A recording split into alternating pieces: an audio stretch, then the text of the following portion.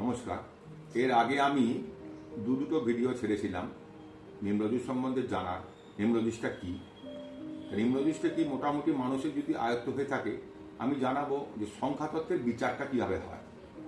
যেমন এক্সাম্পল, যদি কোনো মানুষ 1 তারিখে জন্মগ্রহণ করলো, তাহলে তার 1 তারিখের সংখ্যা হচ্ছে মূলাঙ্ক বা ড্রাইভার বলা যায়, যাকে ড্রাইভার বা মূলাঙ্ক বলে। মূল অঙ্ক বা ড্রাইভার, যেটা গাড়ির যে মূল যে গাড়ি চালাচ্ছে সে ড্রাইভার। স্বয়ং তাহলে কে, যে 1 তারিখে জন্মগ্রহণ করবে সে হচ্ছে 1। কাকে রিপ্রেজেন্ট করছে? 1 করছে কি সূর্যকে।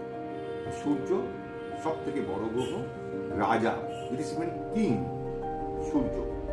এবার মূলাঙ্ক কি হলো? বাট 1 তারিখে জন্ম হলো সে 1। এবার যদি কেউ 19 তারিখে জন্মায় তাহলে কি হচ্ছে 1 + 9, ডবল সংখ্যাকে 1টা রাখতে হয়।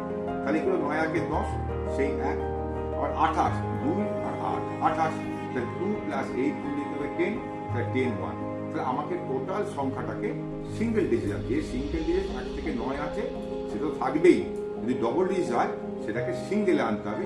সেটাই হচ্ছে মেন মূলাঙ্ক।